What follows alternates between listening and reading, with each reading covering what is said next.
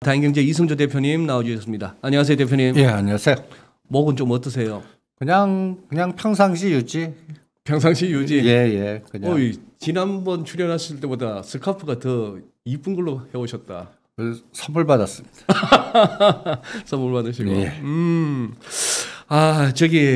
예. 대표님, 우리 이승조 대표님 나오시고 나면은 저는 뭐 이렇게 이제 오늘은 그냥 지금부터 이제 샷더마우스 한번 하고 준비하신 내용 한번 들어보겠습니다. 우리 뭐 청취자분들이 그걸 더 원하시는 것 같은데 한번 들어보고 뒤에 또 가져오신 자료 중에 재밌는 종목들 차트들도 많던데 그 부분은 이따가 또 한번 여쭤볼게요. 예. 네, 한번 말씀해 주십시오. 저는 요새 구글링을 해갖고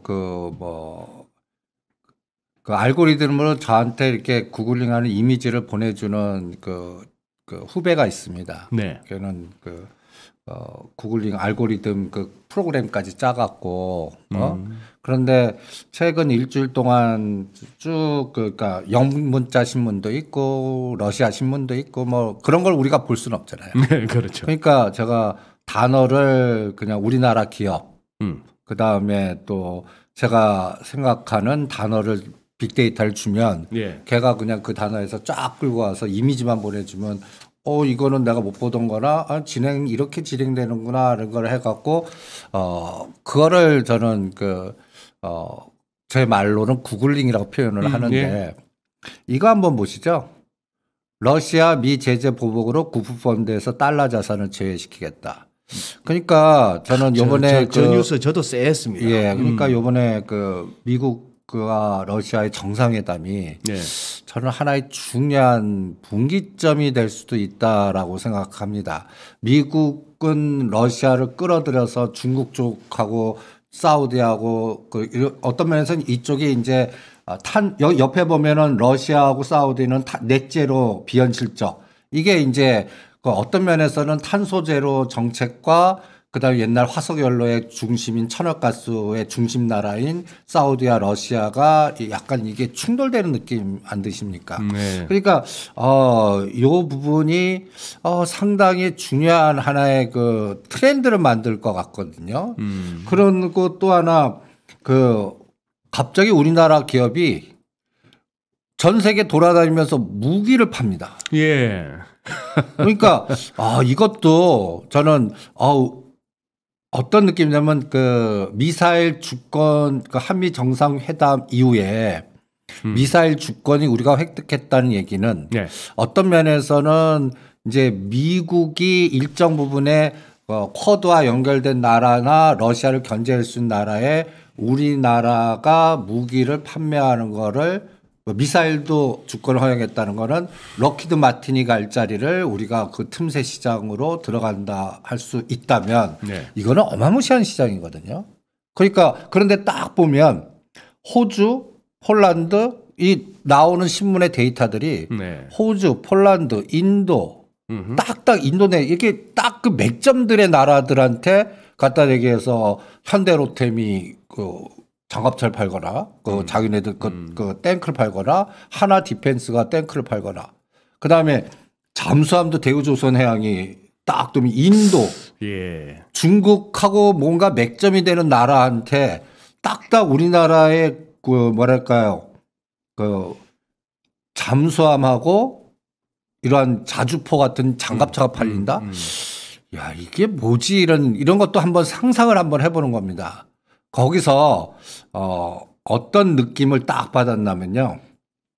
저는 이 그림이 굉장히 중요한 직관을 주지 않았나라는 생각이 듭니다. 옆에 보면 우리가 그동안 미사일 사거리가 제한받았는데 그러니까 이게 허용이 됐다는 거는 이제는 우리나라 정부가 어떤 면에서는 이 중국이 상당히 날카로울 수도 있는 상황이거든요. 그런데 이런 걸 허용받은 상태에서 이 빨간 선 라인이 이건 굉장히 나쁘게 보면 이게 우리나라 6.25 터질 때 에치슨 라인인가요? 그랬죠. 벗어나서. 근데 우리가 지금 대만과에서 우리가 일본에 갖고 이게 빠진 선입니다. 지금 저 빨간 선의 의미가 그러니까 그 미국이 예. 그 대중국의 미사일에 관련된 1선, 2선, 3선 뭐 이런 어떤 전략이 있다면 최전선에 이 선이 우리나라가 제외된 겁니다. 동남아도 제외됐고요. 동남아도 제외되고. 예. 그러면 잘못하면 저기 이런 말씀 드려도 되나? 잘못하면 저 제일 먼저 포탄 세례를 받을 수 있는 지역이란 얘기인가요? 그건 옛날적 사고죠. 옛날적 사고다. 그러니까 우리가 군사적인 충돌이나 그러니까 제 1차 세계대전, 네. 2차 세계대전 이러면 이거는 굉장히 큰 악재가 될 수 있는데 옛날 그런 군사적인 게. 개념이라면, 네. 근데 저는 이 핵이라는 것 때문에 이제는 옛날 같이 그 전 세계 대전에 무기와 재래식 무기를 쌓아오는 거는 저는 안 일어난다고 봅니다. 예. 그러면 저는 그게 돈의 전쟁으로 가고 그 다음에 뭐라 할까요? 그 외교나 군사적이나 상품의 패권으로 간다고 저는 생각합니다. 그러니까 옛날 같이 총칼가는 싸우는 거를 예를 들어서 그 미얀마하고 캄보디아가 확 지금 들어오는데 네. 여기에 그 중국 군함이 들어가요.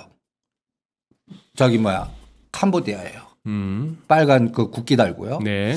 이런 사진을 딱 보는 순간에 그 미얀마하고 캄보디아는 친중 에너지로 바뀌는구나.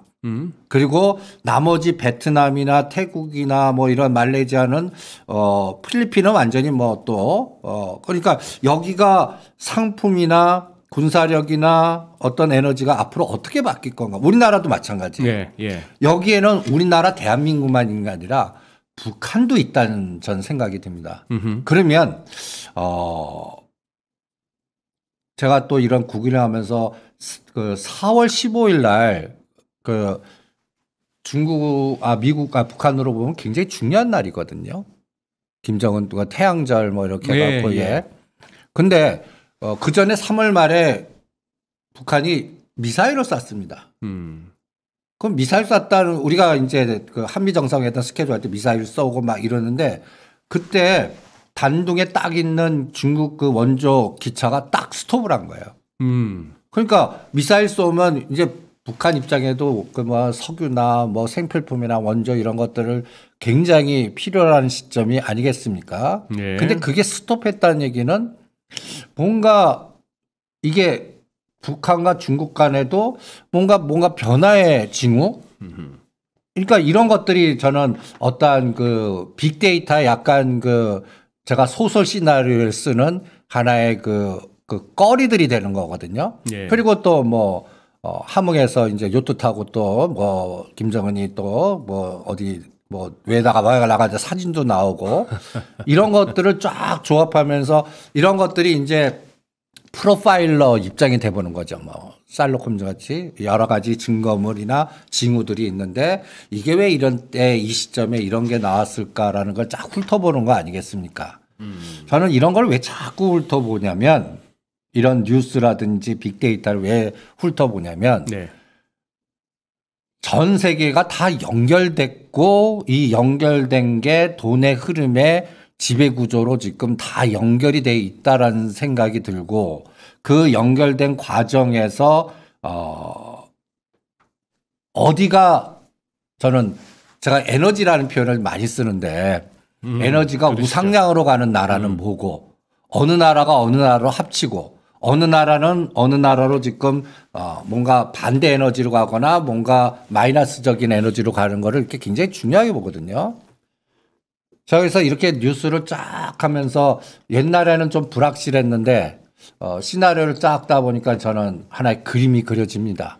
예. 한번 더 예. 이게 이제 제가 그 탄소 제로를 추진하는 에너지 쪽과 그 펀드의 전략과 연결되는 세력들의 전략이 러시아, 카타르, 사우디는 천연가스나 이런 거에 반대되는 에너지에 중국과 또 여기에는 또 물류도 간단하게해서 수에즈 운하를 통하는 물류가 북극 항로로 통하는 물류와 또 하면서 또 중국의 육상 일대로라든지 해양 일대일로 그리고 중국이 이제 쌍순환 전략을 수행하면서 내수 시장 키우면서 막 여러 가지 이런 에너지들을 종합해 본 결과 저는 전에도 한번 ETF 전쟁이 일어난 것 같다. 네. 자금의 전쟁이 일어난 것 같다. 그래서 우리가 팔로우 더 머니 하면서 그 자넷 앨런이나 그 재무장관이나 파월 의장보다 제가 블랙록 아시아 총 네, 책임자가 그렇게 말씀하셨죠. 누군가 아니면은 뱅가드,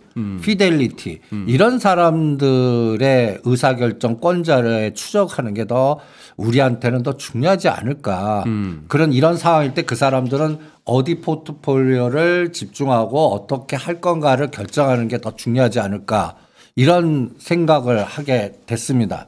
그래서 계속 추적해서 이제 러시아, 카타르가 이게 천연가스 수소 그러니까 천연가스에 석탄하면 천연가스가 나오고 여기에서 또 수소가 또 발생하고 이 수소를 어떻게 하냐에 따라서 여러 가지의 에너지가 나오는데 우리 정부가 최근에 가장 강조하는 게 수소 경제입니다. 예. 그리고 이제 각 그룹도 미래 먹거리를 요새 보시면 현대차그룹, SK그룹, 효성그룹, 포스코그룹, 수소 연맹도 맺고 막 여러 가지 이런 일련의 과정 그리고 이런 과정이 우리나라뿐만 아니라 저는 유럽도 그렇고요. 예. 그래서 제가 전에 한번 한오버 메세 그 리포트를 지금 한 30개를 정도를 이제 좀 100개를 다운받았는데 한 시간이나 능력도 안 돼 갖고 한 30개 정도 읽어본 결과 저는 이 전략이 딱 그 나눠지더라고요. 어떤 전략으로 나눠지는 것 같냐면 이 그림하고 똑같습니다. 이게 이제 처음 우리가 자주 보는 이 그림. 이거 벌써 몇 주째 보여주시는 그림이네. 예. 예. 지금 네. 인도, 일본, 미국, 오스트리아 특히 일본은 지금 대만하고 뭔가 합작해서 심지어는 우리한테 뺏긴 반도체의 보공과 전략을 집중하고 있는 것 같고 네. 그리고 여기에 관련된 나라들이 지금 여러 가지의 군사적인 부분이나 자금 부분이나 이런 부분을 집합시켜서 중국, 사우디, 러시아 이런 쪽과 연결된 에너지를 갖다 대해서 서로 부딪히는 충돌 지점이 동남아하고 우리나라 같아요. 그러면 이제 이거를 전략화시켜서 제가 계속 그 블랙록 전략을 가장 중요하는데 우리나라 엑시트입니다. 블랙록은. 우리나라 엑시스다. 예. 우리나라는 털고 나간다. 우리나라는 털고 나가는 부분은 정해진 것 같은데 제가 얼마까지 털고 나갈지는 모르겠어요. 그 털고 나가는 거를 그 한꺼번에 했다면 충격파가 너무 크기 때문에 나는 흔들어서 털고 나간다.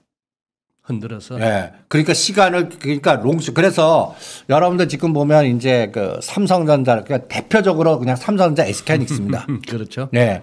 지금 작년 12월 7일부터 파는데 지금까지 제가 오늘 수치 딱 합산해 보니까 삼성전자는 24조 때렸고요. 우리 개인 투자가 샀고 24조 상단인데 이제 연기금이나 외국인들은 그만한 수량만큼 팔았고요. 그다음에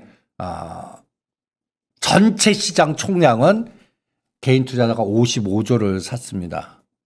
그래서 제가 상징적 의미로 소설 한번 써보는 겁니다. 삼성전자 50조 팔려면 아직도 25조 나오거든요. 그럼 25조의 수량이 얼마인가? 그게 나왔을 때 시장은 어떻게 될 건가? 이것도 시나리오를 한번 짜보는 거죠. 그러면 대충 전체 시장은 100조를 개인 투자자들이 사줘야 됩니다. 지금 55조 정도. 지금 샀는 만큼을 또 사줘야 돼요? 예. 그렇게 유도하려면 이 판이 깨지면 안 된다는 생각이 들더라고요. 그러면 그 전략을 쓸 때 어떤 전략을 쓸까라고 볼 때 저는 토탈 리턴 스왑 3쿠션 돌리기. 아주 굉장히 어떤 면에서는 이게 무서운 전략인데. 그러니까 그리고 이런 전략인 거죠. 우리가 이제 코스피 200하고 코스피 200 TR이면 코스피 200 예를 들어서 1,000억 사요. 코스피 200 TR을 같이 때려버려요. TR이 뭐죠? 토탈 그러니까 그 TR이라고 같은 ETF 중에 현금 배당 관련된 재투자하는 그걸 그냥 TR이라고 붙었는데 구성 성분은 똑같습니다. 그러니까 그러면 그거 1,000억 하면 거기에 가장 비중 많은 삼성전자 매도되고 똑같은 수량의 삼성전자가 매수되는 겁니다. 예. 그럼 이거는 뭐냐면 총량만 올리는 거예요. 그래서 ETF 양 한쪽 사고 한쪽 팔면은 일단 그 뭐랄까 유동성이 압축된 거를 늘리는 과정이 되는 겁니다. 네. 이 전략을 쿠션 돌려서 지금 이 블랙롤이 지금 쓰고 있는 것 같아요. 그러면 이게 어떤 시나리오가 나오냐면요. 블랙록이 예. 예를 들어서 요새 최근에 카카오가 5% 넘었다고 했습니다. 네. 그래서 우리는 광분화 와 하잖아요. 예. 이거를 토탈 리턴 수합으로 1년으로 보면 저는 이게 다 없어질 수 있는 때는 어떻게 될까 카카오는. 지금 5%인데 왜 5%가 지금 발표를 했을까. 그리고 이게 지금 현상인가 옛날에도 그런 현상이 있었나 이런 것들을 다 뒤져봅니다. 그러면 여러분들 옛날 우리는 이 망각의 동물이기 때문에 그런데 제가 이 데이터를 한번 이게 지금 우리나라 블랙록이 갖고 있는 종목입니다.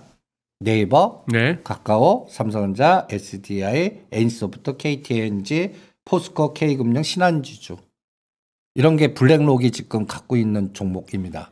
대충 10개 정도 됩니다. 전체 시가상의한 종목들 중에서요. 1년 전에는 여기에 헬릭스미스하고 HLB하고 셀트리온이 있었습니다. 네. 헬릭스미스나 HLB가 5%를 발표했습니다. 그 대표님. 예. 아까 보니까 자료에 보니까 헬릭스미스 차트 있던데 차트 띄워놓고 설명해 주시죠. 그러면 더 이게 이제 블랙록 헬릭스미스 2020년 2월 28일 날 우리가 5%를 공시가 있지 않습니까? 5% 넘어가면은 공시를 해야 되는. 예. 네. 근데 우리는 그럼 5% 넘었다. 와, 이제 앞면만 보는 겁니다. 와, 헬릭스미스를 블랙록이 사죠? 5%야. 하나 하고 막 이러잖아요. 네. 전 이게 어마무시한 토탈 리턴 수합의 모방 전략이라면 이제부터 이 종목은 빌려다가 대차 매매니 공매도밖에 할 수 없다고 선언해 주는 그렇게 한번 역으로 한번 해석해 보십시오. 그리고 이제 펀드의 비펀드라든지 기타 법인을 이용해서 네. 여러분들 이쪽은 와 들어올 거 아닙니까? 뒤에 다른 에너지를 포함시키는 겁니다. 합성을 하든지 뭘 하든지 전략을 짜든지 희석화시키든지 그래 놓고 지금 현재 이 종목은 이 시점에서 거의 3분의 1 토막되고 유상 무상 희석화되고 그다음에 이 사람들은 손해보고 떠났다고 그래요. 차트 한번 보여주시죠. 헬릭스미스. 헬릭스미스. 자, 아까 5% 공시 룰에 따라서 우리 5% 이상 사들고 있다. 그 뉴스 나온 게 언제입니까? 요때입니다. 저 때라고요? 예, 요때 떨어지고 요때 이때. 그러니까 5%를 확인했습니다 하고 이렇게. 그런데 그리고 나서 이 급등을 합니다. 공시 나오자마자. 공시 나오니까. 요게 이제 주봉이라서 잘 보는데 이게 딱 50%가 상승합니다.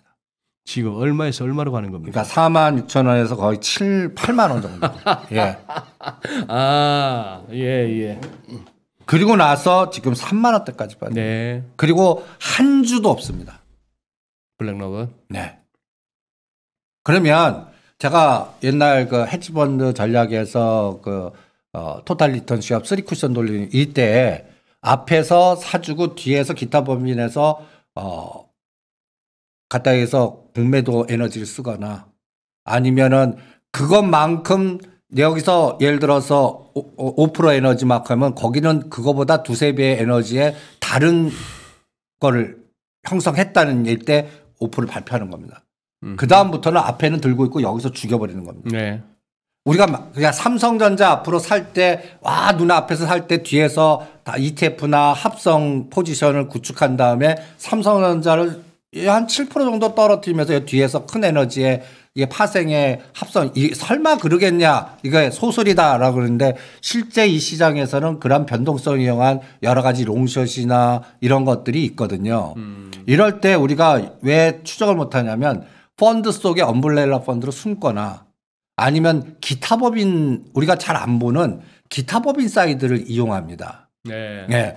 그래서 이거 마치 이런 게 지금 나라별로 전개가 되는 것 같다. 개별 종목이 아니라 나라별로. 그러면 대표님 아까 그 헬릭스 미스 차트 한번 잠깐만 한번 띄워주시가지고 제가 여쭤볼게요. 5% 공시룰에 따라서 딴 데 다닌 블랙록이 저 종목을 갖다가 5% 이상 들고 있다라고 이제 보도가 나왔습니다. 그러니 장은 뜨긴 떴네요. 그렇죠. 그때 50% 정확하게 올랐습니다. 그래서 그 공신하고 나서부터 그때 대비 한 50% 수익이 나긴 났다는 거 아닙니까? 그렇죠. 그런데 저는 당장 의심스러운 게 그러나 지금까지 지금 이제는 블랙록은 들고 있는 게 없다면서요. 네, 한 줄 없습니다. 그럼 그거 공시하고 나서부터 저 50% 오른 동안에 걔들은 들고 있는 거 다 털고 거기다 공매까지 쳤겠네요. 칠 수 있겠네요. 제 얘기는 그거는 그 전에 이미 준비가 돼 있다니까. 그 전에 이미 준비돼 있을 때 그걸 숨기 4%에 계속해야 되지 1%에서 5%를 발표한 게 그 신호탄이라는 생각이 듭니다. 그래서 5%를 발표하고 나서 1년 후 보면 그 기업이 어떻게 하냐면 그 유무상을 한다든지 희석화 전략을 해요. 꼭 희석화 전략을 합니다. 전환사채 발행하거나 제3자 유증을 하거나 아니면 무상증자를 때려요. 우리가 일반적으로 매도자의 시각이라고 저는 무상증자를 우리가 무상증자하면 와 한 주간 도대체 100 환호하잖아요. 근데 10,000원짜리가 20,000원짜리가 무상증자를 했어요. 그래서 2주가 됐어요. 그러면 10,000원 돼도 똑같은 시가총액인데 실제 주가는 그렇게 안 빠집니다. 한 15,000원 이게 하방 경직성이 있거든요. 그러면서 희석화 전략에서 엑스 전략을 하는 게 저는 무상증자. 그러니까 꼭 가만히 보시면 급락한 종목들이거나 어떤 종목이 문제가 있거나 뭔가 할 때 꼭 무상증자를 터뜨립니다. 과거 종목들 사례를 보십시오. 그러면 그냥 매출 나오는 시젠도 거의 30만 원 단에서 3분의 1 토막 되니까 무상증자가 거기서 더블 갔거든요. 근데 지금 그 무상증자 이후로 그 직전 저점을 붕괴하려고 그래요. 그러니까 이 무상증자 전략이 희석화 전략이거든요. 헬릭스 미스뿐만 아니라 이게 보시면 2020년 5월에 무상 제3자 이 한번 나오는 거 보세요. 무상증자 그다음에 전환사채 무상증자 유상증자 난리를 칩니다.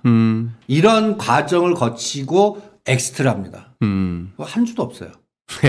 이런 거 우리가 그냥 왜 이랬을까? 쟤네들 바보야? 블랙록의 정보력이나 이런 거 갖고 왜 저랬을까? 이런 걸 한번 고민을 한번 해보시고요. 이 기업은 매출단은 안 나오고 영업이익 적자에 앞으로 뭔가 미래의 꿈을 갖고 막 하겠다는 기업입니다. 그 꿈이 뭔데요? 앞으로 뭔가 임상 3상 성공하면 전 세계 그 뭐 이런 그런 게 우리한테 매출 온다 꿈을 갖고 이게 성공할 테니까 믿어달라 하면서 자금 조달하고 이런 개념의 내가 양말 공장을 차렸는데 이게 중국에 들어가서 성공해서 중국 사람들이 우리 양말만 다 한 클래식만 산다. 그러면서 생각해봐라. 근데 여기 이런 때는 꼭 그 판을 관리하거나 뭐하는 사모펀드나 헤지펀드나 이런 연골고리가 있습니다. 그런데 제가 왜 이런 얘기를 자꾸 하냐면 이제 금리 인상의 시대로 갑니다. 저는 금리 인상의 시대 가면 이제는 이 판이 안 짜져요. 그럼 얘네들 보고 네가 조달해갖고 갚아라 하면 저는 솔직히 못 갚는다고 생각합니다. 그러니까 앞으로 이게 지금 당장의 주가가 아니라 금리 아까 우리가 기준금리가 이제 뭐 테이퍼링하고 막 하지 않습니까?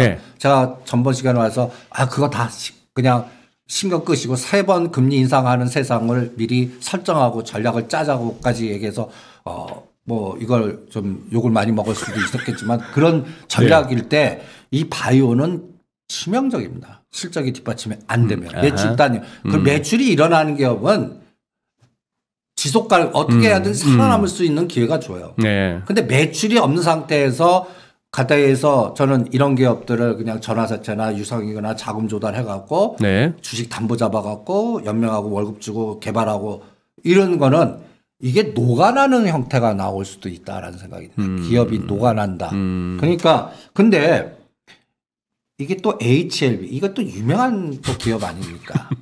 그렇죠.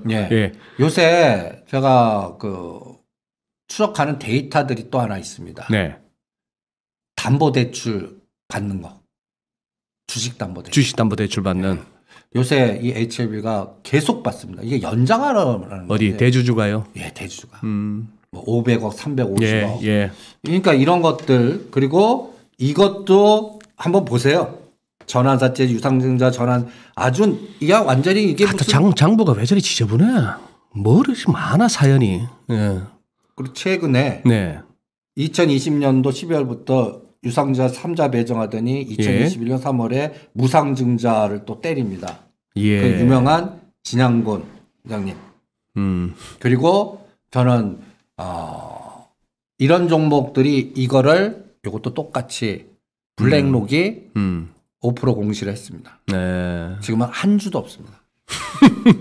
지금 대표님, 네. 우리 채팅방에서는 아까 말씀해 주신 그 5% 공시룰 이후에 그 말씀 갖고들 많이들 지금 토론하고 계세요. 블랙록이 카카오도 5% 넘겼다면서요. 그래서 제가 카카오 11만 원부터는 하지 말라.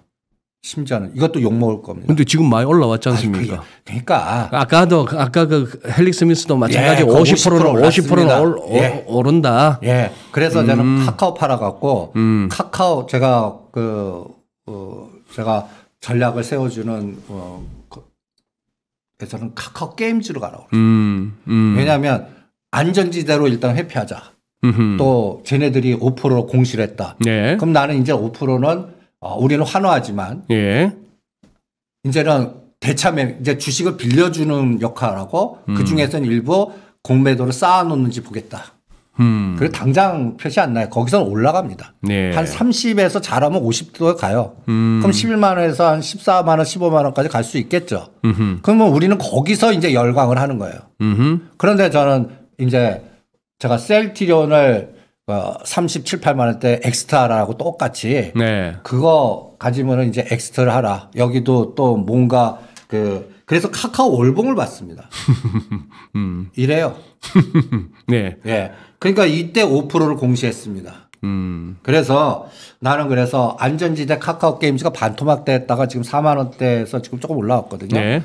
오히려 크래프톤 이 카카오가 이제 플랫폼의 대장 네이버 카카오 얼마나 지금 오히려 순위가 거의 이제 거의 3, 4위로 올라오고 있습니다. 네. 뭐 LG화학도 떨어뜨리고 현대차도 능가하는 이제 그런 급이 됐어요. 최상의 근데 저는 이제 그게 씨하게 느껴지는 겁니다. 또 얘네들이 이제 그래서 오히려 크래프톤 IPO가 더 모멘텀이 있다. 얘가 더 빨리 할 것 같거든요. 카카오뱅크보다. 그러니까 카카오뱅크가 빨리 되면야 그래도 에너지가 있는데 이제는 오히려 카카오는 자기 몸집을 자식들 먹여 살리는 역할을 해주는 것 같고 네. 블랙록이 5% 했다는 얘기는 저는 추가 늘리기보다는 이제는 주식 빌려는 대차 매매나 그거를 또 빌려다가 또 여기서 또 전에 사례같이 공매도하는 에너지가 나오나 계속 추적을 하려고 그럽니다. 대충 딱 6개월에서 1년 사이에 결과물이 나오더라고요. 옛날 그 사례를 보시면요. 예. 그래서 이것도 지금 징후가 들어왔으니까 여러분들 체크해 보십시오라고 해드리는 겁니다. 그래서 이것도 이제 시젠도 블랙록이 껴있을 종목입니다. 지금 시젠도 블랙록 하나도 없습니다. 그러면 이런 게 왜 이게 팔로우 더 맨 하면 잡혀요. 이 업계에서 여러분들이 그냥 일반 투자자는 거의 접근할 수는 없겠지만 이 펀드 매니저나 외국계 펀드 매니저 경험이 계시고 지금 현역에 있는 뭐 예를 들어서 뭐 이쪽 계통의 뭐 베어링이나 뭐 심지어는 블랙록에 같이 근무하지 이 사람이 잡혀요. 네. 이런 거를 설계해 갖고 같이 펀드 해 갖고 조성해서 같이 매수했다가 이런 게 저쪽 팀이야 이런 게 잡힙니다. 그러면 이런 것들이 왜 이런 에너지를 보일까가 고민해야 되지 않겠습니까? 예. 시젠, 헬릭스미스, HL입니다. 성장, 그러니까 2018년부터 2020년 1월까지 뭔가 성장이나 꿈에 뭔가를 가장 크게 만들었던 대표성 종목들입니다. 네. 이게 거기에 블랙록이 껴 있었고요. 근데 지금은 다 엑스트했다는 얘기입니다. 스토리는 아주 막 가슴 설레는 스토리였고 예. 거기에 블랙록이라고 하는 글로벌 전주가 들어왔고. 예. 그리고 이 또 시젠이나 삼바 같은 경우는 이 블랙록이 iShares 헬스케어 이노베이션 그 UCITS라는 ETF에 편입하면서 또 사람들을 흥분시켰습니다. 예. 여기 지금 있는 줄 아십니까? 하나도 없습니다. 그래요. 예. 그럼 삼바 혹시 차트 가져오셨습니까? 삼바는 차트는 안 갖고 왔습니다. 근데 그런데 예. 우리가 또 이 시간 통해서 또 삼바도 엑스타라고 그러지 않았습니까? 예. 그러니까 금년 연초에 JP 모간 컨퍼런스 전에 예. 바이오는 다 엑스트하자 예. 이 전략을 세워드린 결정적인 것들 중에 다 이런 것들을 추적해 보니까 저는 이제 금리 인상의 시대 때는 어떤 설계가 들어가면 오히려 예. 아까 수소라는 단어가 나오지 않습니까? 그리고 또 이 단어가 또 저는 또 시합니다. 블랙록 따위 이제 아까 이제 다시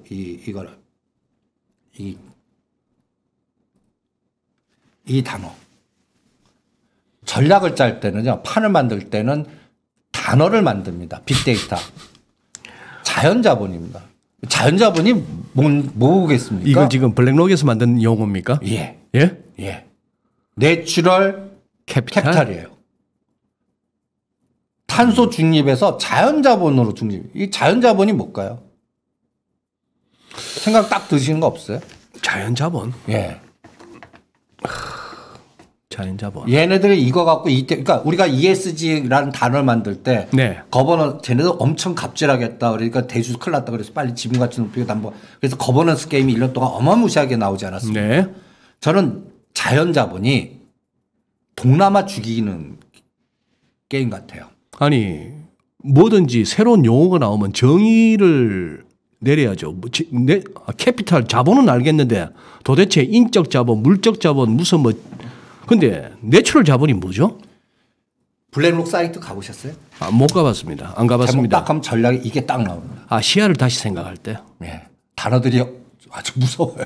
뭐 아시아를 좋게 해주겠다는 겁니까? 아시아를 그러니까 보는 사람마다 아시아를 갖다가 한번 아시아를 상대로 저거가 한번 해먹겠단 말입니까? 저는 후자입니다. 판단. 그러니까 좋게 보는 사람은 야 아시아의 리베 그래갖고 우리나라를 뭔가 좋게 해석하면 그렇게 해석할 수 있잖아요. 근데 아니 저거는 아시아를 다시 생각할 때 저거는 흔히 저거는 이제 예를 들어서 언론이나 무슨 뭐 리포트 제목이면 이거는 아시아 쪽에 기회가 있다라는 뉘앙스예요. 저거는. 예. 근데 대표님이나 저는 저걸 딱 보는 순간에 이것도 뭐 아시아 상대로 한번 또 얘들이 또 한번 털어물 모양이네. 이 생각이 먼저 드니. 이게 아시아를 다시 그래서 딱 나오죠. 이거를 결정하는 이제 자연자본 나오죠. 그 다음에 이게 수장입니다. 레이첼 로드. 이분이 아시아 총괄 헤드예요. 아시아 총괄 헤드. 예. 이분인데 이제 경력이 모간스테이 13년 있었고요. 시티그룹의 기업 주식 파생랑 글로벌 총괄이고 이분이 유럽, 아프리카, 중동이라고 돼 있네. 중동도 근무하고 유럽, 네. 중동, 아프리카 총괄 헤드하면서 이제 중국으로 오일 일부러 출근하십니다. 중국으로 왔다. 네. 네. 그래서 일단 중국 팀으로 딱 하는 거예요. 네. 그러면서 레리 핑크 요새 단어 막 얘기하시는 거 검색을 한번 해보세요. 이분도 지금 판을 자꾸 만들려고 그러는 역할이거든요. 그리고 아시아를 이분이 이제 총책이에요.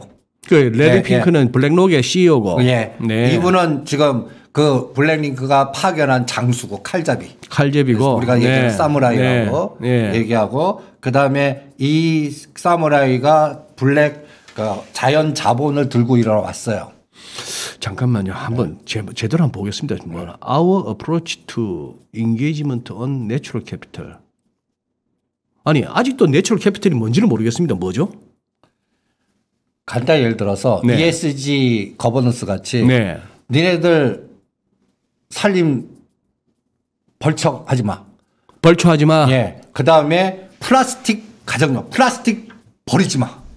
바다에. 바다에. 예. 바다에 플라스틱 폐기물 이거 버리면 그 기업은 쇼스를 걸어놓고 매도를 하겠어. 그러니까 근데 이게 그러면 석유도 캐지 말아요? 다 연결돼 있어요. 다 연결돼 있어요. 예. 이게 이제 플라스틱 그러니까 그러면 일회성만 써. 일회성 쓰지 마. 플라스틱도 결국은 플라스틱도 결국은 석유로부터 출발하는데. 예. 그러니까 어떤 면에서는 그쪽을 갖다 얘기해서 공격 들어가는. 그러니까 아까 제가 이제 처음 사진으로 다시 돌아갑니다. 네. 러시아하고 사우디가 이제 천연가스 카타르 같이 연결해서 중국 자본해 갖고 그게 이제 LNG 가스 그게 또 행동제장은 시누크라고 이제 중국 국유기업 네. 그래서 뭐 카타르 노스필드 프로젝트 그러면서 거기서 발주하는 것도 중국이 사주고 우리한테 또 그래서 대우조선해양이나 삼성중공업이 같이 연결돼서 그리고 수소경제가 이렇게 연결되는데 얘네들은 그거를 막는 전략으로 들어가서 중국으로 들어가갖고 판을 키우겠다는 전략을 시도하면서 아까 보여주셨던 그 첫 슬라이드에서 사우디하고 저기 러시아 쪽에 악수하면서 넷제로 택도한 소리다. 이 얘기는 제가 지금 제대로 듣고 있는 거죠. 그 러시아하고 사우디처럼 석유 팔아먹어야 되고 천연가스 팔아먹어야 되는 그 두 나라 입장에서는 탄소 뭐 어쩌고 저쩌고 탄소제로 웃기는 탄소제로 그런 소리 웃기지 마라. 즉 블랙록이 말하는 자연자본 저거 다 너가 우리 괴롭히려고 하는 건데 그렇죠. 우리 둘이 니캉 내캉 편 먹고 잘해보자. 잘 대항하자. 그 흐름이죠. 그 흐름하고 네. 이거를 공격하는 흐름이 지금 여기서 딱 충돌되는데 그러네요. 그게 우리나라, 대만, 동남아시아. 우리는 왜 들어갑니까? 우리나라는 우리도 탄소 배출 많이 하는 나라인가요? 아니죠. 그러면요? 우리나라는 네. 우리나라가 그러니까 이건 좋게 해석해야 될 것 같아요. 그만큼 중국이나 미국이 네. 위상을 어떤 예. 축에서는 일본 비슷하게 높여준 것 같아요. 우리나라의 위상을 예, 네가 줄 잘 서라.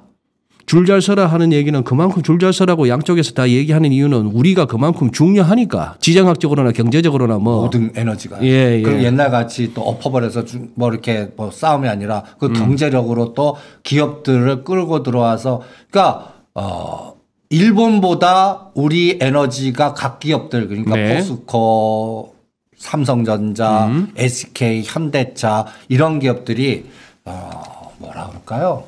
저 80년대, 90년대 일본 기업 에너지 같아요.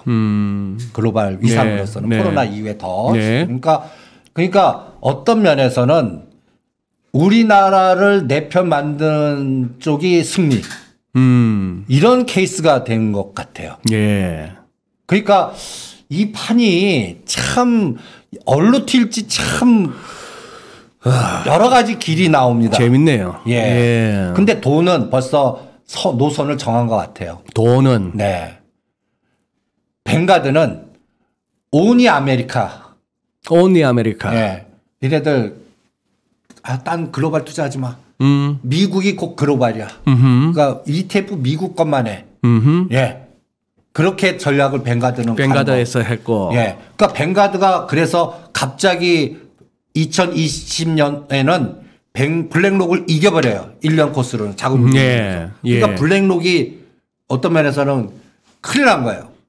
그래서 여기 아시아권 수장을 바꾸고 집중하면서 단어 만들고 하면서 중국 들어가서 판을 키우는 작업을 들어가는데 이게 이제 내추럴 자본으로 들어가는 게 그래서 중국의 그 여기에 관련된 폐기물 처리 그 플라스틱 폐기물을 뭔가 하는 그 업체가 순식간에 거의 뭐 어마무시하게 급등합니다 지금. 그리고 우리나라도 지금 또 LG 상사 LX 그룹이 또 KG ETS 뭐 여러 가지 뭐 해갖고 KG ETS가 지금 굉장히 급등하는 것도 이 폐기물 처리들 이런 기업들이 또 위상이. 그러니까 수소 폐기물 여러 가지 이런 또 수소 경제, 수소 모빌리티가 뭔가 이렇게 합쳐지는 그림인 것 같아요. 그래서 이 수장들이 그렇고 그래서 이게 이제 보세요. 하나씩 보겠습니다. 이게 이 그래프가 중국 기업입니다.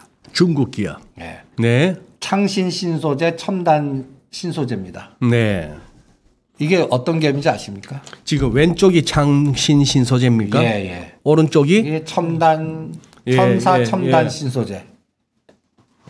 배터리 회사입니다. 우리는 3대장 죽사발라는데 배터리 회사. 네. 이게 지금 이걸 만든 애들이 블랙록이에요. 이 장을 만들었다. 이거를 하는 게 우리나라 쇼치고 우리나라 쇼치고 예, 여기를 땡겨버립니다. 이거 걔네들이 하는 거니까 어쩔 수가 없는 거예요. 그래 우리 지금 2차 전지주들이 허우적거리는 게 이거하고 연결해야 보이는 그 전략의 롱숏이라는 거죠. 그리고 여기도 테슬라 중국 정부 패권과 여러 가지의 이 ETF의 노이즈들 그 다음에 이 전략이 쓰면 이제 그 또 어떤 부분이 드냐면요. 네. 전기차 배터리 전지하고 예. 수소 연료 전지하고 여기 묘한 이게 이제 이 차이점이 여기에서 갈림길이 나오는 거죠.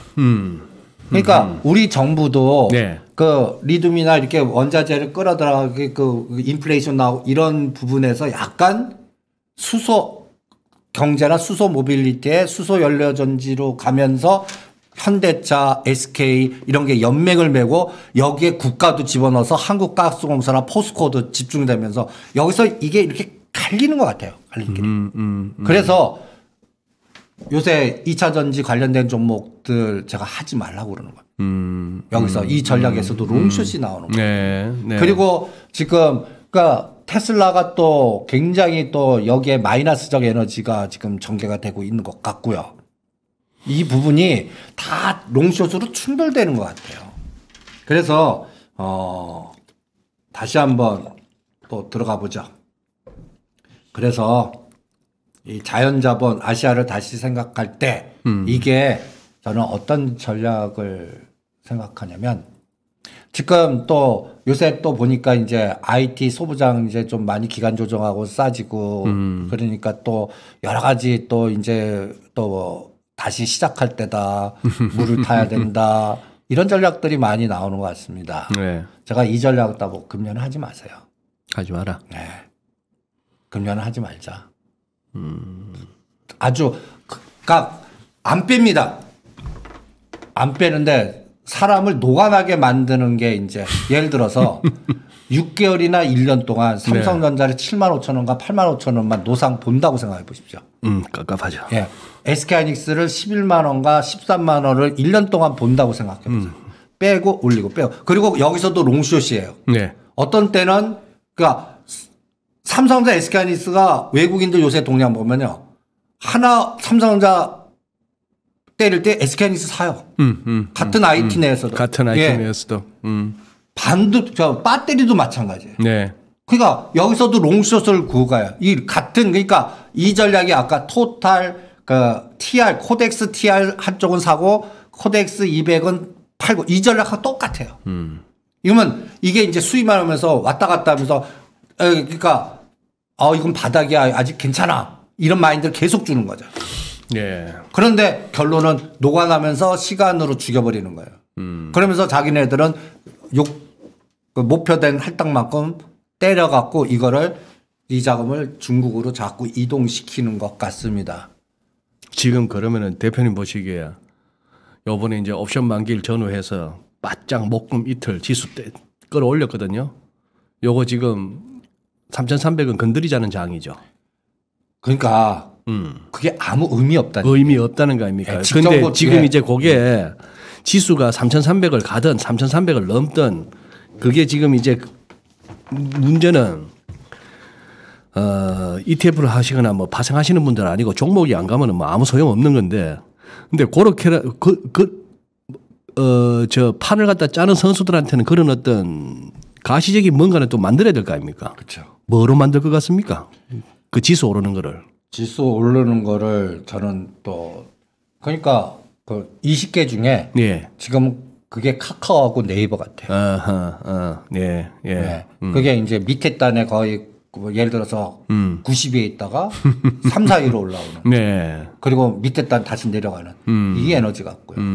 그리고 이게 무너질 때는 또 선수 교체가 있을 것 같아요. 선수 네이버 카카오가 이제 무너지면 밑에 단에서 그동안 이제 뭐 그때 이제 다시 LG 화학이 올라온다든지 뭐 다른 현대차나 현대모비스가 올라온다든지 이런 시차가 저는 6개월 주기로 일어날 것 같아요. 그러면서 이게 잘못하면 1년이 아니라 우리 에너지가 작아지면요. 이게 길어지는 거죠. 그럼 이게 끔찍한 K자의 가두리장이 나옵니다. 요번에 만기 때 또 어떤 느낌이 들었냐면요. 이 8만 3천 원이 뭘까라고 저는 생각을 합니다. 잠깐만요. 6월 3일입니다. 우리 저 대표님, 우리 시청자분들 때문에 지금 저 차트의 제일 왼쪽이 지금 코스피죠. 요게 제일 왼쪽 차트가 요게 선물 6월물입니다. 선물 6월물이고 이게 종합 주가 지수. 아, 거기 가운데가 조가 요게 삼성전자입니다. 삼성전자. 네. 삼성전자는 6월 3일 날 꼭지 찍었습니다. 6월 3일 날 꼭지 쳤다. 네. 요 동그라미 친 게가 종합 주가 지수. 네. 이게 선물이에요. 예. 선물은 435 쌍봉이에요. 예. 6월 3일, 6월 7일. 예. 그리고 죽여요. 죽여요. 선물은. 예. 삼성전자 죽여요. 6월 3일을. 네. 그리고 지수는 올려요. 네. 이 올리는 에너지가 네이버, 카카오하고 중소형단의 다른 그 종목들. 그러니까 지수는 저는 안 빠질 거라고 봅니다. 지수는 안 빠진다. 네. 뭐 저도 그렇게 보이더라고요. 대신 네. 그 네. 안에 구성 성분이 달라진다. 네. 네. 그리고 또 시가상정 구성 성분 달라진들 여러분들 7에서 10%에서 계속 만족하게끔 수익 나신 분도 그리고 마이너스 나지 꼭지를 잡지 않는 한 마이너스 7에서 마이너스 10 최고 꼭지 연초에 잡으신 분들이 셀트리온이나 현대모비스가 이제 30% 단으로 갔거든요. 네. 그분들은 이제 완전히 흥분해서 그냥 윗꼬리 달린 꼬리 잡은 거고 평균값 20일 평균값을 잡으신 분들은 그렇게 크게 마이너스 그러니까 마이너스 10이면 견디신다고요. 이런 대형 우량주는. 그러니까 마이너스 10대다가 본전 플러스 애매하게 또 마이너스 이런데 1년 가보세요. 저는 돌아버릴 거라고 보거든요. 예. 지금 저는 그러면서 삼성전자를 네. 이러한 그 뭐라 그럴까요? 박스에 갇히면서 이렇게 수위를 조절해 갖고 안 빼면서 늘어뜨리는 그런 장으로 저는 판단을 합니다. 그래서 옛날에는 295와 300, 3250 박스라면 네. 이게 올랐다고 봐요. 하단 3100. 그리고 위는 얘기하시는 뭐 그러니까 제일 경계하는 건 직전 고점 돌파해서 한 50이나 100 더 가갖고 와 하고 다시 돌아 이때 죽일 것 같아요. 예. 그러니까 나스닥이나 다우 그 대만 갖고는 다시 공격도 야 직전 고점 돌파해서 이제 진짜 가는 거야 환호할 때 죽나 한번 보자고요. 그게 저는 그래 대표님 방금 말씀하신 게 직전 고점 3,266. 예. 그거 돌파해서 한 50포인트나 50포인트나 뭐 그게 50포인트를 더 하는 게 제가 맨날 요즘 뭐 기회 있을 때마다 차트 보여드리면서 하는 그게 3,300 한 10에서 20 사이 아니냐. 이게 기어이 한 보자는 지수가 그 말씀이나 그거 한데 자 그러면은 지금 저 그림은 또 뭐죠? 그래서 예.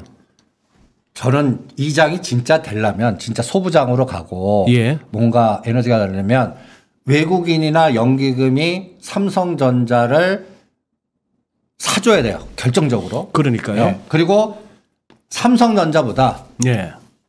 DB하이텍이나 네페스나 원익 IPS나 소위 얘기하는 소부장인 부품단이 네. 삼성전자 7%를 때 30%씩 그 3배 이런 에너지가 나와줘야 돼요. 그리고 가장 지금 끔찍한 5G가 이제 바닥 찍었어 하고 30%라도 반등 에너지가 나와줘야 돼요. 근데 요번에 제가 이럴 때 매일 종가로 선을 거봅니다. 이렇게 종가로 선을 거봐요. 잠깐만 저 설의 의미가 그러니까 매일매일의 종가의 선입니다. 매일매일 종가의 선. 예. 근데 다 그릴 수가 없으니까 의미 있는 것만 딱 거왔습니다. 지금 빨간색은 뭐죠? 빨간색은 6월 3일 날 꼭지 찍은 날에 삼성전자 83,000원과 이때 DB하이텍이 57,000원.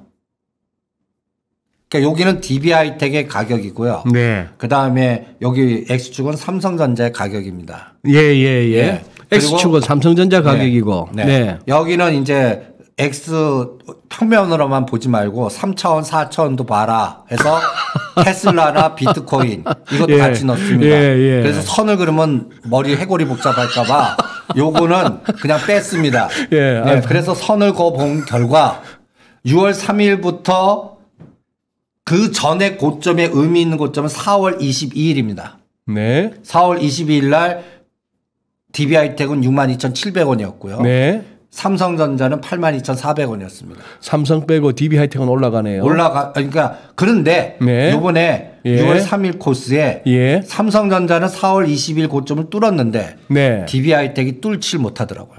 어허.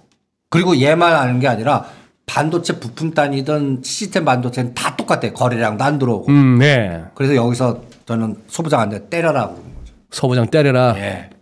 시장한테 시장이 정답이다. 그리고 이제 오히려 이쪽이 빠져. 그리고 테슬라와 비트코인이 죽으면 안 된다.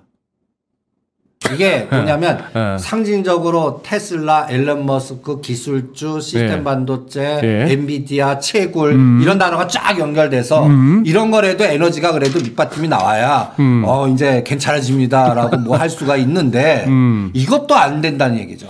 테슬라하고 비트코인이 망가지면은 주식도 안 된다. 아니 기술주에 대한 기술주에 대한 그래도 그 하단의 그 믿음이 점점 녹아난다는 얘기죠. 이런데 이런 형태가 나옵니다. 그래서 제가 느낌상으로 7월 달 그 2, 4분기 실적이 이제 삼성전자는 7월 초에 나오고 대부분들 7월 말에 나올 거 아니겠습니까? 예, 예. 여기서도 못 가면요. 금년은 이쪽은 바라지 마시는 게 어떻겠나. 그리고 그러면 또 추가 공격이 들어왔다는 얘기인데 그때 타이밍을 저는 나스닥 이번엔 대만 갖고이 아니라 나스닥 갖고 잡나? 나스닥이 지금 14,000이거든요. 네. 지금 나스닥 그래프 보면 3번 공격당했어요. 2월 달에서 3월 달 한 번, 예. 또 4월에서 5월 되면 13일까지 공격. 그럼 또 요번에 비슷하게 우리가 이 3,250에서 50포인트 오르듯이 나스닥도 지점 고점 뭐 14,000 와 다시 여기서부터 또 한번 한 달이나 한 달 반 죽여버리는지. 이거를 요번 6월 18일부터 그 9월 연준이까지 요 사이에 6월 FMC에서 9월에 6월 FMC는 이미 이제 저는 더 나올 얘기는 없고. 예. 그러니까 9월까지 6월 18일이 예. 걔네들도 선물 없이 만기 아닙니까? 예. 만기부터 9월 만기까지 9월 만기 때 그 사이에 요 포지셔닝이 어떻게 되나 그거 갖고 판단을 할 생각입니다. 예. 그래서 지금 소부장 갖고 계신 분들한테는 저도 이번엔 될 줄 알았어요, 솔직히. 공매도 이렇게 해서 이제 저는 우정사업본부가 좀 차익 거래를 형성해서 네. 처박혀 있는 그 시가총액을 이렇게 용량을 키워갖고 예. 배를 좀 띄워갖고 뭔가 좀 변동을 좀 줄 줄 알았는데 안 들어와요. 그리고 연기금은 확실하게 결정한 것 같아요. 계속 줄이기로. 네. 그리고 금융투자가 뭔가 좀 이제 여기도 알고리즘을 돌리는데 네. 점점 뭔가 자신이 없어 하는지 뭔가 연속성이 없어요. 네, 예. 그건 뭐. 예. 이러다 보니까 믿을 곳이 없어요. 그러니까 오죽하면 외국인밖에 믿을 게 없는데 계속 뭐 이번에 삼성전자 잘 땡기면 좋았을 자리에서 지네들이 죽여버리고 5일 샀다가 또 엎어버리고. 그네. 어저께 200만 샀는데 오늘 또 그거만큼 또 엎어버리고. 예. 이러니 아직은 깝깝하구나라는 생각이 듭니다. 그래서 전체적인 시장은 이 소부장이라든지 이런 거는 짧으면 2, 4분기 실적, 길면 10월 말에 3, 4분기 실적까지 최종 확인해야 되지 않을까. 그리고 오히려 지금 블랙록 전략은 중국 쪽에 오히려 2차 전지나 오히려 시진주자는 SMIC 있지 않습니까? 뭐 망한다고 하는 게 없는데 네. 오히려 그쪽 배팅 하나 추적하려고 합니다. 그래서 그리고 저는 일본이 대만하고 자꾸 엮으려고 그래요. 예. 그러니까 일본도 지금 우리한테 그 반도체 그 부분 에너지를 뺏겨서 그런지 아니면 뭔가 전환 국면을 만들려고 그러는지 TSMC하고 뭔가 아니면 뒤에 미국이 있어서 그런지 뭔가 여기 라인도 우리나라 삼성전자 SK하이닉스한테는 좋은 그림이 아니에요. 그래서 이런 것들을 계속 추적해야 되지 않을까 하는 생각이 듭니다. 대표님 그리고 뭐 저도 이렇게 대표님 방송 이것저것 다 좀 챙기면서 봅니다만 CPI가 뭐 전년비 뭐 5% 올랐다 뭐 테이퍼링을 어떻게 한다 그리고 뭐 하느니 연내 금리 인상을 한두 번 더 한다. 신경 안 써도 됩니까?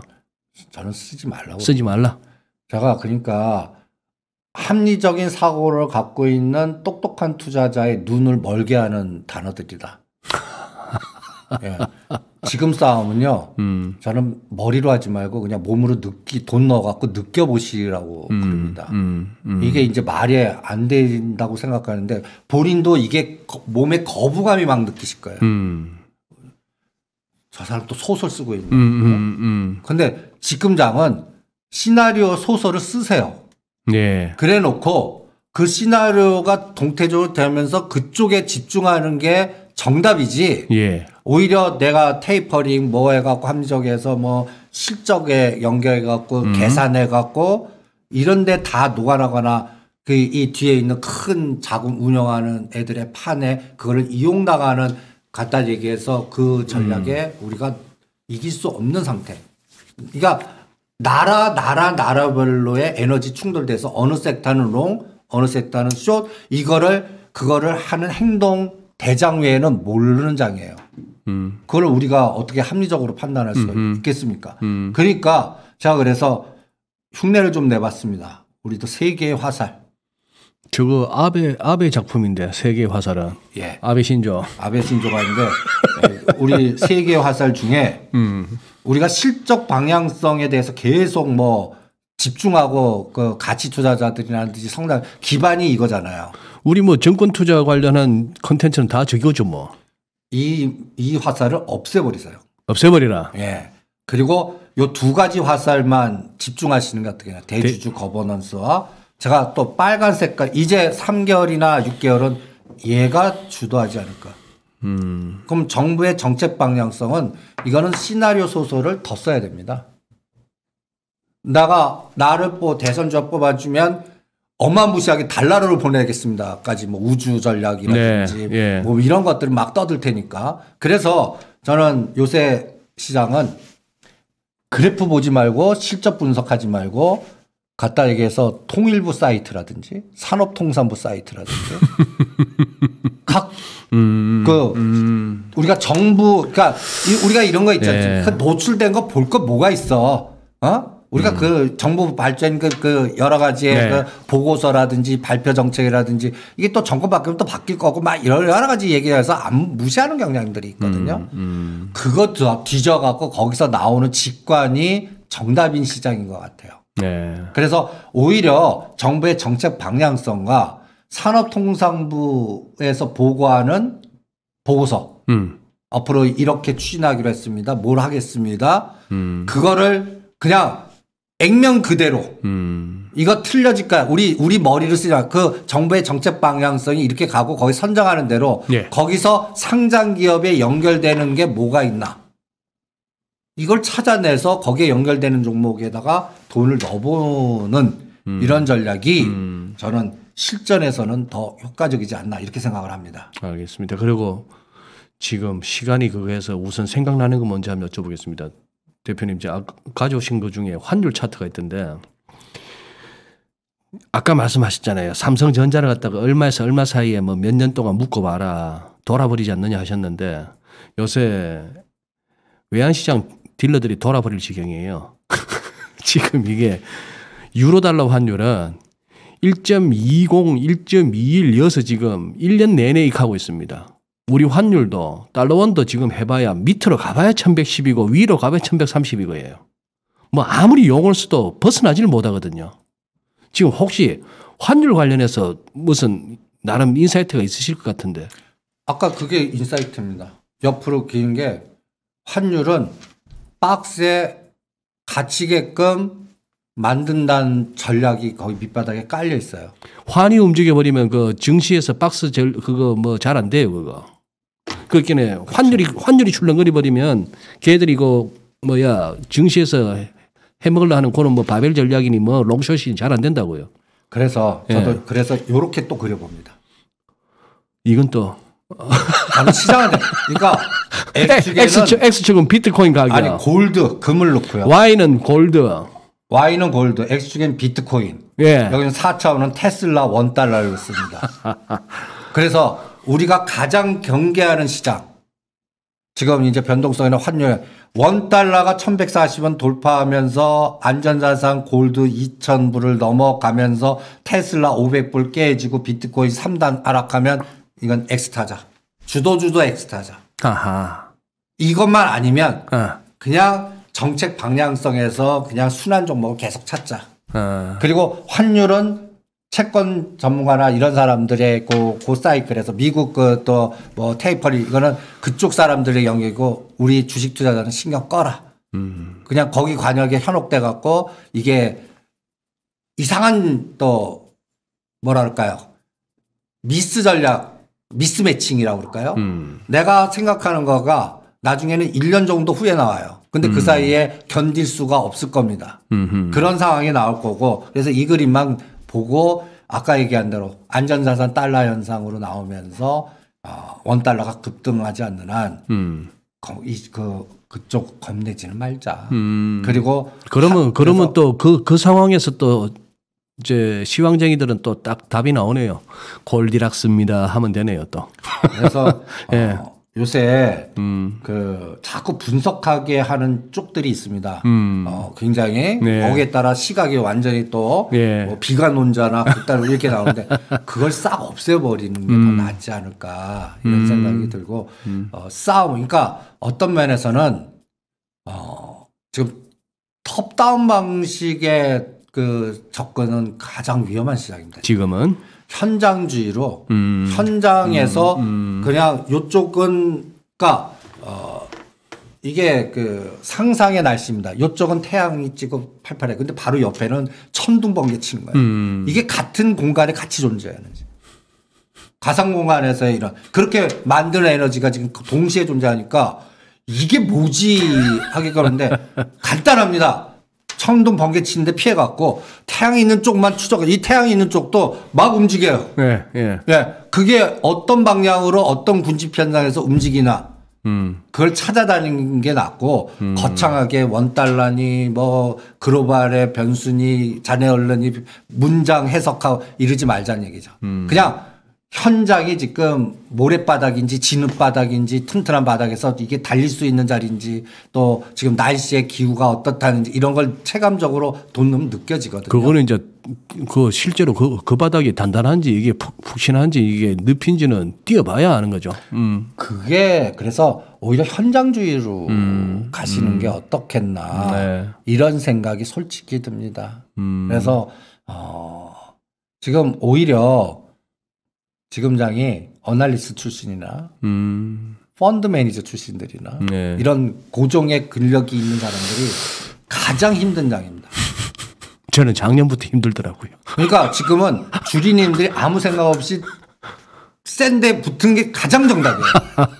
생각하지 않고 그냥 느끼면서 대응하면 지금 장에서 여러분들 보면 어떤 거는 50에서 100이 막 가요. 예. 그러면 우리 그 분석 저거는 그러니까 이런 그러니까 애널리스트 근력이 있으면 저거는 비정상적이야.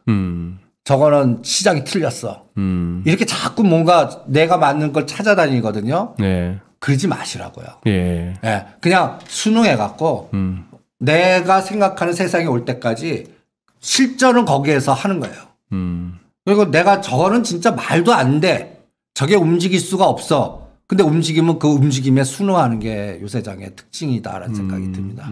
그래서 실전 매매는 상당히 뭐랄까요.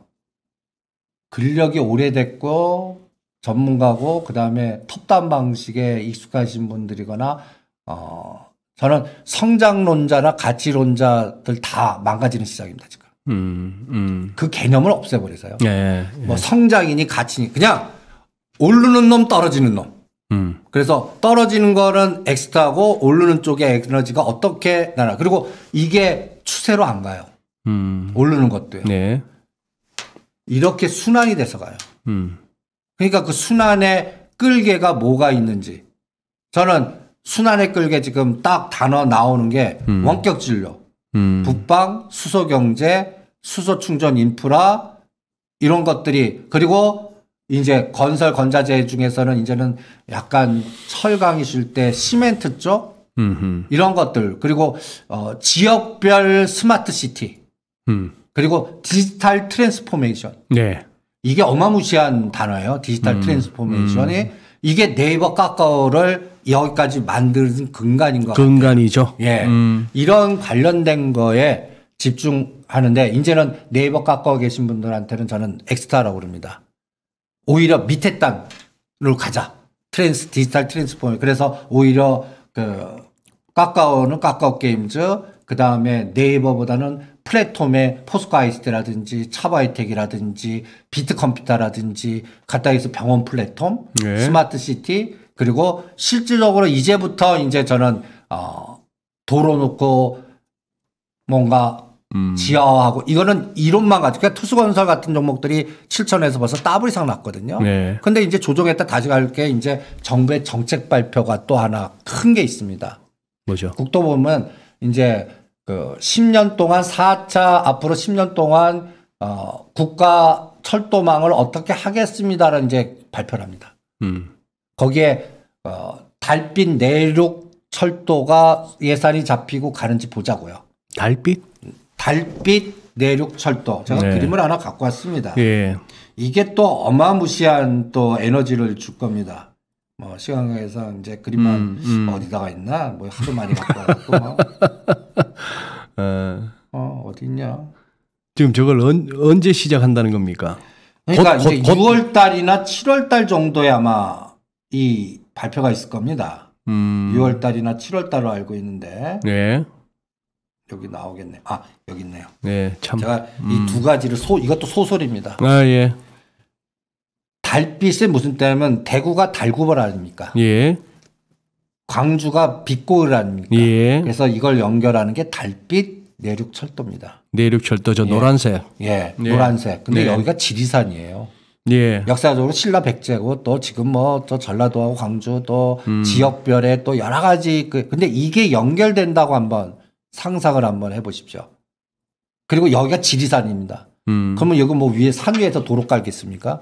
이거 다 뚫어야 되거든요. 뚫겠죠. 예. 이 뚫는 기업이 뭘까? 그게 벌써 에너지가 나오고 있는 겁니다. 그리고 이게 연결됐을 때는 이 정부가 이 위로 갑니다. 왜 지금 88 고속도로 갖고는 왜 부족해서 만드는 건가요, 저게? 이게 저는 큰 그림으로는 이게 네. 일로 좀 이걸 이렇게 북극항으로 점핑하고 중국 1대1로 점핑하면 이게 생각의 점핑을 3단계를 넘어가기 때문에 이게 연결이 안 되시는 분도 계실 텐데 저는 이게 연결되면서 우리 현 정부팀이 북한에서 원산에서 부산 물류해 갖고 배 타고 가고 철도 가서 유라시아 이니시티브하고 이게 또 중국으로 연결해서 중국 1대1로 하고 연결시켜서 또 중국 내륙과 유럽까지 가자 뭐 등등등등. 저거는 그러면 지금 이제 내년 우리 대선이 내년 1월인가요? 3월이? 3월입니다. 내년 3월인데 이제 채 10개월도 안 남았네요, 그러면. 근데 6월 달에 예. 이걸 하겠다고 계획 발표고 거기서 예산이 잡히는 속도전. 속도전. 네. 이게 그러면 이거는 뭐 어떤 쪽의 정부가 들어서도 뭐 이거는 다 저는 글로벌리 오케이 사인 받은 저는 사안이다. 그렇게 할 거라고 봅니다. 그러면 이게 물류가 막혔던 게 통하는 거거든요. 네. 그러면 여기서 나오는 에너지는 어마무시합니다. 그래서 요새 가만히 보시면 철도주들 종목들을 그래프를 한 번씩 다 돌려보십시오. 그리고 지금 그 통일부 또 사이트 가면 이미 북한은 대답하는데 우리는 벌써 금강산 관광 재개한 것 같아요. 오, 예. 노상 매일매일 뭐, 예. 그리고 또 하나는 또 원격 진료 뉴스 요새 나오는 속도 보면 이미 또 할 것 같은 느낌도 들고요. 네. 이게 스마트 시티, 스마트 뭔가 헬스케어, 원격 진료 여기에 연결된 골격을 갖고 있는 기업들이 갑자기 거래량이 증가하면서 에너지가 나옵니다. 저는 거기에서 그냥 순응을 합니다. 그래서 앞으로는 이런 정부 사이트를 가갖고 이렇게 추진하고 이렇게 발표를 하고 이렇게 에너지를 나오는 거가 종목에 연결돼서 우상향이면 거기를 따르는 수능 전략이 제일 낫지 않을까. 네. 이건 테마주야. 이거는 작전주야. 이러지 말자는 얘기죠. 네. 그리고 지금장은 우리나라가 대표하는 가치나 성장의 초우량주들이 국가별에 싸우는 롱숏의 에너지 때문에 녹아나는 장이라고 표현하겠습니다. 그냥 녹아납니다. 가성비 없고. 이 가성비가 얼마나 될지는 저는 아직도 판단이 안 됩니다. 예. 최악의 시나리오는 3년입니다. 알겠습니다. 예, 그러니까 저는 그래서 7월 말과 10월 말 2, 4분기, 3, 4분기고 그때 제가 이제 소부장 이제 됐습니다. 렛츠고를 뭐 갖고 보려냐면 LG화학이 바닥을 어디서 찍느냐.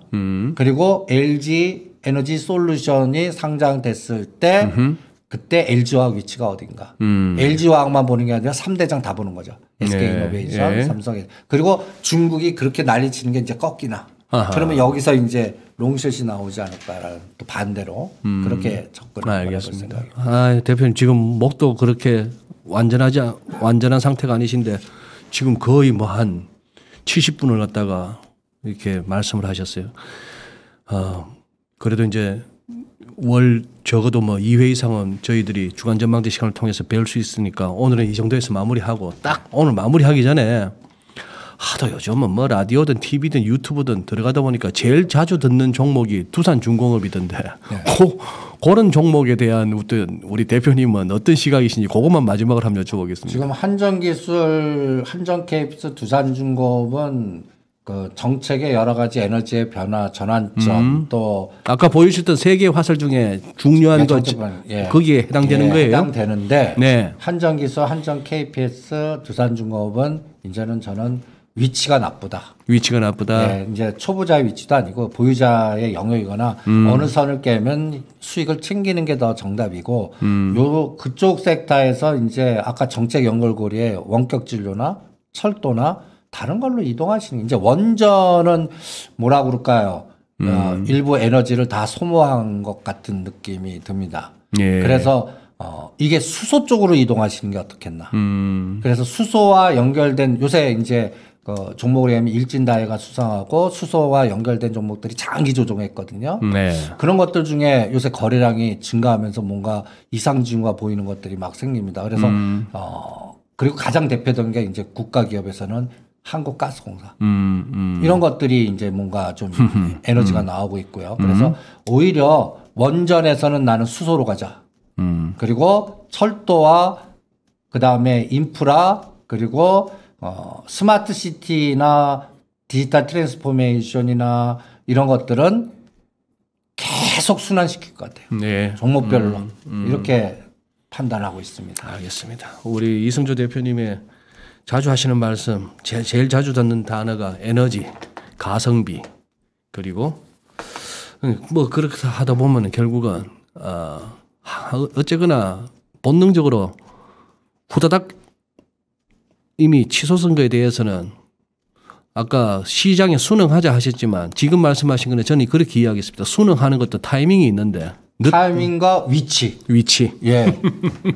너무 높을 때 들어가지 말고. 맞습니다. 예. 에너지 중에 위치 에너지라는 놈도 무섭죠. 그렇죠. 이제 위치 에너지 너무 높은 낙하 에너지가 나오거든요. 그거 못 맞추십니다. 그러니까요. 아유, 예.